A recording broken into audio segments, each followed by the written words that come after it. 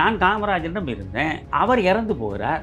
அவர் இறந்த போதே காங்கிரஸ் 2ஆக பிளந்துடுச்சு. 69லேயே ஸ்தாபன காங்கிரஸ் ஆயிட்டாரு. அப்பொழுது நான் காமராஜரோட தானே இருக்க முடியும். நான் ஸ்தாபன காங்கிரஸ்காரன் ஆயிட்டேன். நீ ஒன்னே சொல்லுவீங்க, காங்கிரஸ் இருந்து அவன் ஸ்தாபன காங்கிரஸ்காரனாக கட்சி மாறிவிட்டான்.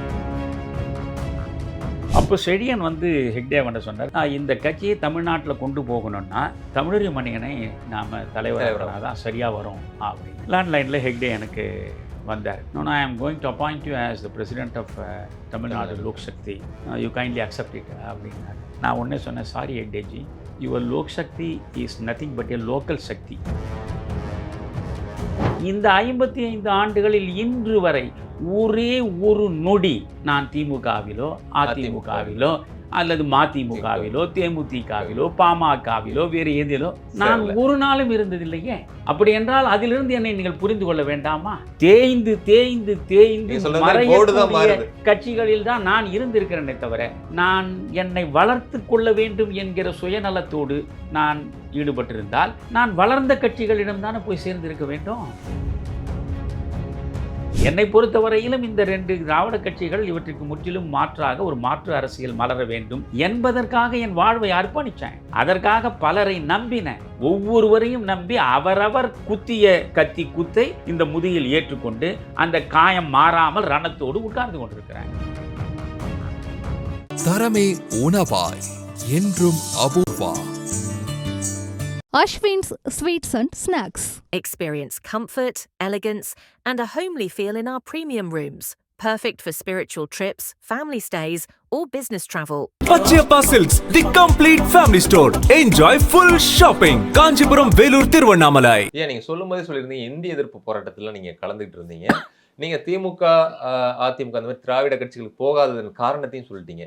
ஆனா இப்போ வரைக்குமே வந்து தமிழகத்துல இந்திய எதிர்ப்பு கேட்ட அந்த கேள்விக்கு நான் முழுமையா சொல்லலை. நீங்க அதாவது ஜனதா தளம்னு கேட்டீங்க. நான் காமராஜரிடம் இருந்தேன். அவர் இறந்து போகிறார். அவர் இறந்த போதே காங்கிரஸ் 2ஆக பிளந்துடுச்சு. 69லேயே ஸ்தாபன காங்கிரஸ் ஆயிட்டாரு. அப்பொழுது நான் காமராஜரோட தானே இருக்க முடியும். நான் ஸ்தாபன காங்கிரஸ்காரன் ஆயிட்டேன். நீ ஒன்னே சொல்லுவீங்க, காங்கிரஸ் இருந்து அவன் ஸ்தாபன காங்கிரஸ்காரனாக கட்சி மாறிவிட்டான். அப்படி இல்லை, நான் காமராஜராக இருந்த ஸ்தாபன காங்கிரஸாக இருந்து செயற்பட தொடங்கினேன். அந்த ஸ்தாபன காங்கிரஸ் என்ன ஆயிற்று? ஜனதாவாக மாறிடுச்சு. புரியுது? நான் வந்து ஜனதாவுக்குன்னு ஒரு புதிய கட்சியை பார்த்து புறப்படலை. இந்த ஸ்தாபன காங்கிரஸ் பல்வேறு கட்சிகளோடு இணைந்து ஜனதாவாக மாறி ஆட்சி பீடத்தில் போய் அமர்ந்தது. நான் ஜனதாக்காரனாக அந்த ஜனதாவே ஒரு கட்டத்தில் விபி சிங் வந்த பிறகு ஜனதா தளம்னு பேரை மாற்றிச்சு. புதிய கட்சி அல்ல, அது பேரை மாற்றி கொண்டது. அது ஜனதா தளம்னு ஆயிடுச்சு. நான் இருக்கிற இடத்துல தான் இருக்கேன். என் பின்னால் இருக்க போர்டு மட்டும்தான் மாற்றிருக்கு. நான் என்ன கேட்டு அவன் மாற்றலை. நான் வந்து நீ மாற்றாதேன்னு சொல்லவும் முடியாது. அதனால் ஸ்தாபன காங்கிரஸ்காரன் காங்கிரஸ் ஸ்தாபன காங்கிரஸ் ஆன ஸ்தாபன காங்கிரஸ் தானா ஜனதாச்சு, ஜனதா தானா ஜனதா தளமாச்சு. புரியுதுங்களா? அதுக்கு பிறகு நான் பார்க்கிற பொழுது தேவகவுடா பிரதம மந்திரியாக ஆன ஒரு வாரத்துக்குள்ள ராமகிருஷ்ண ஹெக்டேவை கட்சியிலேருந்து தூக்கி வெளியே போட்டார். எனக்கு ஹெக்டேவை ரொம்ப பிடிக்கும். தமிழ்நாட்டில் பெரும்பாலும் வட இந்திய தலைவர்கள் வந்தால் அவர்களுக்கு வந்து ஹெக்டேலேருந்து சுப்பிரமணிய சுவாமியிலேருந்து ரவீந்திர ஏராளமான பேர் வந்தால் அவர்களுக்கெல்லாம் நான் தான் மொழிபெயர்ப்பேன். அப்படி ஹெக்டேக்கு என் மீது ஒரு தனிப்பட்ட ஈடுபாடு இருந்தது. எல்லா இடங்களும் அவருக்கு நான் மொழிபெயர்ப்பாளர். ஒரு பிரைம் மினிஸ்டர் மெட்டீரியல் உள்ள மனிதனாக ஹெக்டே இருந்தார். கர்நாடகத்தின் முதலமைச்சராக இருந்தவர். எம்ஜிஆர் உயிரோடு வாழ்ந்த பொழுது, எம்ஜிஆர் முதலமைச்சராக இருந்த பொழுதே ஜெயலலிதாவிடம் ஒரு நேர்காணல் நடத்தி இந்தியாவில் பிரதமராக இருப்பதற்கு தகுதி வாய்ந்தவர்கள் யாருன்னு கேட்ட பொழுது அந்த அம்மையார் ஜோதிபாசுவையும் ஹெக்டேவையும் தான் சொன்னாங்க. அப்போ எம்ஜிஆர் உயிரோடு இருக்காரு. அந்த அளவுக்கு ஹெக்டே வந்து தகுதி வாய்ந்த ஒரு மனிதர். அந்த கட்டத்தில் வந்து நான் ஜனதா தான் இருந்தேன்.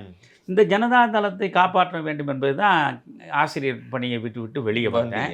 தேர்தல் நடந்தது. அப்பொழுது வந்து எந்த வகையிலும் சக்தியற்ற, எந்த வகையிலும் திறனற்ற ஒரு பெரியவர், அவர் வந்து பழைய சோஷலிஸ்ட் என்று சொல்லிக்கொண்டு இங்கிருந்து போய் மேலே இருக்கிறது ஜனதா தளம் என்பது இந்த பல்வேறு கட்சிகளுடைய கூட்டமைப்பு தானே. அதில் ஒரு சோசியலிஸ்ட் தலைவராக அங்கே உட்கார்ந்து கொண்டு சுரேந்திர மோகன் என்பவரை பிடித்து அவர் தமிழ்நாடு ஜனதா தளத்தின் தலைவர் பொறுப்பை வாங்கி கொண்டு வந்து விட்டார். வடிவேலு என்ற ஒரு பெயர். அதனால் இது வந்து இடைக்கால ஏற்பாடு தான், முறையாக தேர்தல் நடக்கும் என்று சொன்னார்கள். அந்த தேர்தலில் நின்று வடிவேலுவை வீழ்த்திவிட்டு நான் அமர்ந்து இந்த கட்சிக்கு ஒரு புதிய முகத்தை தர வேண்டும், புனருத்தாரணம் செய்ய வேண்டும் என்று தான் எல்லாரும் என்னை வற்புறுத்தி அழைத்ததனால் நான் ஏற்றுக்கொண்டேன். அதற்காக தமிழ்நாடு முழுவதும் 234 தொகுதிகள், அப்போ ஒரு சட்டமன்ற தொகுதிக்கு ஒருவர் தான் பொதுக்குழு உறுப்பினராக இருக்க முடியும். இப்போ என்ன நம்ம மாதிரி இருக்குன்னு வச்சுக்கோங்க. அப்போ 234 பேர் தான் ஒரு கட்சியின் விதி எழுத முடியும். 234 பேரையும் அவர் எந்த கிராமத்தில் இருக்காரோ, ஒரு எந்த நகரத்தில் இருக்காரோ தேடி தேடி போய் பார்த்து அவர் அனைவரையும் சந்தித்து வாக்கு கேட்டு ஒரு மாற்றத்தை உருவாக்குவோம் அப்படின்னு சொல்லி நம்ம நின்னேன். தேர்தல் நடந்தது முறையாக. பெரும்பாலான மனிதர்கள் பின்னால் நிற்கிறான். அங்கே வந்து ஒரு 4 பேர் அவர் பக்கத்தில் நின்றுன்னு ஏதோ ஆமாம் சுரேந்திர மோகன் இல்லை, இது வடிவேலு ஒரு ஏழை வீட்டில் துக்கம் விசாரிக்க உட்காந்துருக்கிற மாதிரி ஒரு 4 பேர் அங்கே உட்காந்துருக்கான். இதுதான் நடந்த உண்மை. வாக்குலாம் நடந்து முடிஞ்சிடுச்சு.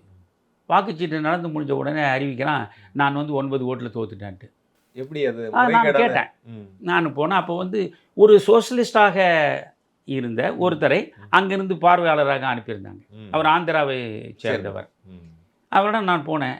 என் வாக்குச்சீட்டு நான் தோத்துட்டேன்னு சொல்கிறீங்களா, என் முன்னால் என்னங்க வாக்குச்சீட்டு? அதெல்லாம் முடியாது சார், அதுக்கெல்லாம் இடம் கிடையாது. ஒன்ஸ் டிக்ளேர்ட் இஸ் டிக்ளேர்ட் அப்படியே சொல்லிட்டானுங்க. இதுக்கு தேர்தலை நடத்தி அதுதான். அப்போ வந்து வடிவேலு என்கிட்ட வந்து, மணியன் நீங்கள் தான் என் கூட இருந்து இந்த கட்சியை நடத்துவதற்கு எல்லா வகையிலையும் உதவி செய்யணும். நான் கேட்டேன், முதல்ல நீங்கள் தலைவரானது எப்படின்னு உங்களுக்கு தெரியும், மேலே இருக்கிற இறைவனுக்கு தெரியும். இந்த நிலையில் என்னை வந்து நீங்கள் ஆதரவு கேட்குறீங்க. உங்களுக்கு நான் ஆதரவாக இல்லைனாலும் இந்த கட்சிக்கு நான் எப்பொழுதும் ஆதரவாக இருப்பேன் சொல்லிட்டு வந்துட்டேன். வந்த பிறகு மனம் ரொம்பவும் கலங்கிடுச்சு. இதற்காக நாம் ஆசிரியர் பணியும் தூக்கி எறிஞ்சிட்டு வந்தோம். இங்கே வந்தால் இவ்வளவு கேவலமாக தவறாக ஒரு தேர்தல் முடிவுன்னு அறிவித்து நம்ம வீழ்த்துறாங்க. எதற்காக? நமக்கு நாம் இதில் இருந்து அடைய போவது ஒன்றுமே கிடையாது, இனி நமக்கு எதுவுமே வேண்டாம் அப்படின்னு முடிவெடுத்து முறையாக கருப்பு அங்கி அணிந்துக்கின்னு நம்ம உயர்நீதிமன்றத்தில் போய் நின்று, எஸ் யுவர் ஆனர் ஐ ஆம் சிட்டிங் இந்த கார்னர்னு கௌரவப்படுத்தி நாக்கே சொல்லுவார். முடிகிற வரை அங்கே நாம் வந்து அங்கேயும் ஏழை எளிய நலிவுற்ற மக்களுக்காக நாம் ஒரு துண்டு செய்வது போல் அங்கே வழக்கறிஞராக இருப்போம் அப்படின்னு போயிட்டேன். இந்த நேரத்தில் தான் வந்து ஹெக்டேவை வெளியே தள்ளிட்டாங்க. ஹெக்டேவை வெளியே தள்ளின பிறகு செடியன் வந்து இரா செடியன், அவருக்கும் எனக்கும் ஒரு 25 ஆண்டுகள் தொடர்பு உண்டு. அவர் வந்து அந்த திராவிட கட்சியிலிருந்து வெளியே வந்த செழியனும் நெடுஞ்செழியனும் திராவிட கட்சியினுடைய அந்த ஊழல் கரை படியாமல் இருந்தவர்கள். நெடுஞ்செழியன் நான் பார்த்துருக்கேன். செழியனோட 25 ஆண்டுகள் நெருக்கமாக நான் இருந்திருக்கேன். அப்போ செழியன் வந்து ஹெக்டேவன்ட்ட சொன்னார், இந்த கட்சி அப்போ லோக்சக்தின்னு தொடங்கிட்டாங்க. இந்த கட்சியை தமிழ்நாட்டில் கொண்டு போகணுன்னா தமிழறி மணியனை நாம் தலைவராக தான் சரியாக வரும் அப்படின்னு. அப்போ செல்லெல்லாம் கிடையாது, டெலிஃபோன் தான் இருக்கும், லேண்ட்லைனில் ஹெக்டே எனக்கு வந்தார். இங்கே வந்துட்டு, mister Manian, I want to give you one responsibility, you have to take it அப்படின்னாரு. வாட் சார் அப்படின்னேன். I am going to appoint you as the president of Tamil Nadu Lok Shakti, you kindly accept it அப்படின்னாரு. நான் யாரிடமும் தயங்காமல் பேசுவேன், ஏனென்றால் நான் யாரிடமும் எதையும் எதிர்பார்க்க. நான் ஒன்றே சொன்னேன், sorry Hegdeji, your Lok Shakti is nothing but a local Shakti. It can thrive in Karnataka only because of your charisma, but not in Tamil Nadu. The name itself is highly Sanskritized. So our people, they will not cherish Sanskrit, and at the same time they will not give their support to this party. So sorry அப்படின்னா. No.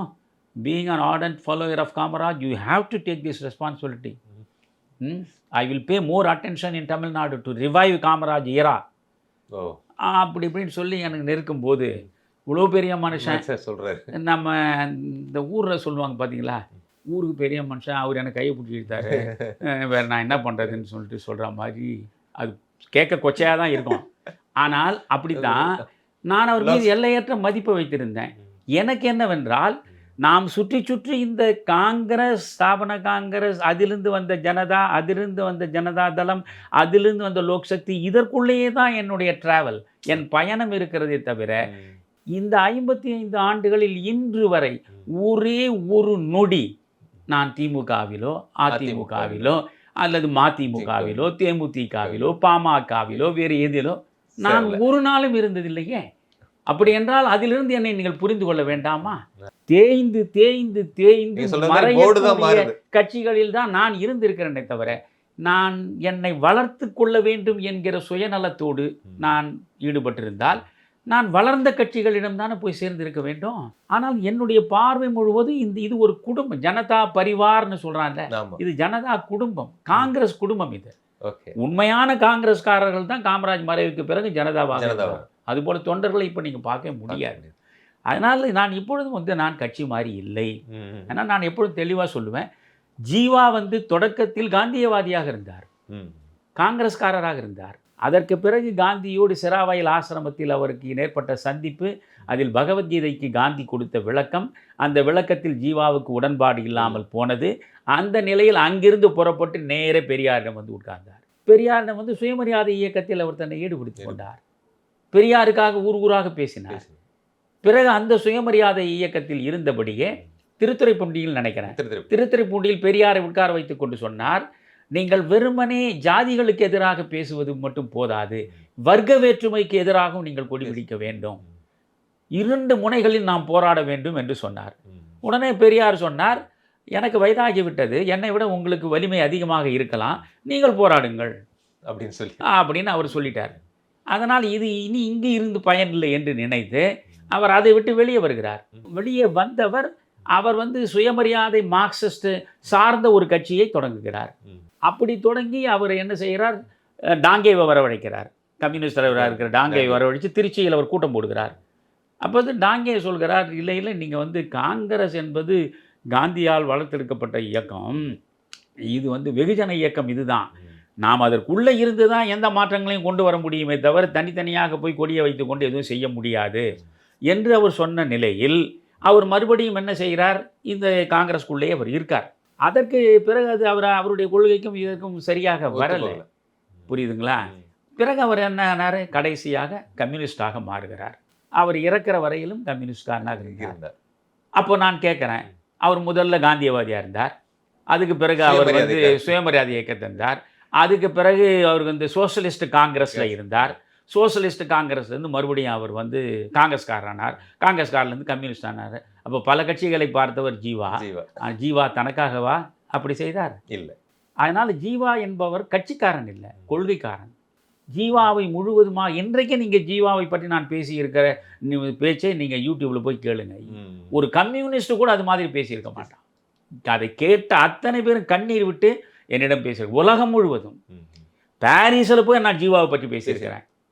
அதனால் நான் ஜீவா ஒரு கொள்கைக்காரன் மாதிரி நான் ஒரு கொள்கைக்காரன் தான். என்னை பொறுத்தவரையிலும் இந்த 2 திராவிட கட்சிகள் இவற்றுக்கு முற்றிலும் மாற்றாக ஒரு மாற்று அரசியல் மலர வேண்டும் என்பதற்காக என் வாழ்வை அர்ப்பணித்தேன். அதற்காக பலரை நம்பினேன். ஒவ்வொருவரையும் நம்பி அவரவர் குத்திய குத்தை இந்த முதுகில் ஏற்றுக்கொண்டு அந்த காயம் மாறாமல் ரணத்தோடு உட்கார்ந்து கொண்டிருக்கிறேன். அவ்வளவுதான். நான் இந்த நிமிடம் வரையில் என்னை பொறுத்த வரையிலும் அரசியல் என்பது தன்னல துறவு என்பதுதான் தலைமைக்கான அழகு. நான் அப்படிப்பட்ட மனிதர்களைத்தான் என்னால் ஏற்றுக்கொள்ள முடியும், புரியுதுங்களா? மற்றபடி நான் இப்படி சொல்லுவேன், எனக்கு காமராஜர் தலைவர், அவர் ஒருத்தர் தான் எனக்கு தலைவர், மற்றவர்கள் கட்சி தலைவர்கள். அவர்கள் இன்னைக்கு இருப்பாங்க, நாளைக்கு போவாங்க, மாறுவாங்க. எனக்கு அது அல்ல. எனவே என்னை பொறுத்து பார்த்தேன், இந்த அரசியலில் இனியும் உழன்று கொண்டிருப்பதில் பயன் இல்லை. இது முழுக்க ஒன்று பண அரசியல் அல்லது வெறுப்பு அரசியல். நீங்கள் பாருங்கள், இப்போ நான் குறிப்பிட்டு சொல்லணுன்னா நிறைய சொல்லுவேன். நான் முதல்ல என்னுடைய வாழ்க்கை பயணத்தை ஒரு பகுதியை ஒரு வழிப்போக்கனின் வாழ்க்கை பயணம்னு எழுதியிருக்கேன், சுயசரிதத்தை. நான் இன்னும் ஒரு 10 ஆண்டுகள் உயிர் வாழ்ந்தால், ஏன்னா இப்போ எனக்கு 77 வயது முடிய போகுது, 110 ஆண்டுகள் இருந்தால், அப்போ நான் இலையுதிர் காலத்து ஈர நினைவுகள் அப்படின்னு இன்னொரு தலைப்பு எழுதி வச்சுட்டேன். அதில் இது எல்லாம் எழுதுவேன். எல்லாம் எப்பேற்பட்ட மனிதர்களை கடந்து நான் அனுபவங்களை ஏற்றுக்கொண்டு வெளியே வந்திருக்கேன். அதனால் இப்போ பார்க்கிற பொழுது இது குப்பை அரசியல். தரமே உணவாய் என்றும் Apoorva. Ashwin's Sweets and Snacks. Experience comfort, elegance, and a homely feel in our premium rooms. Perfect for spiritual trips, family stays, or business travel. Pachiyappa Silks, the complete family store. Enjoy full shopping. Kanchipuram, Velur, Tiruvannamalai.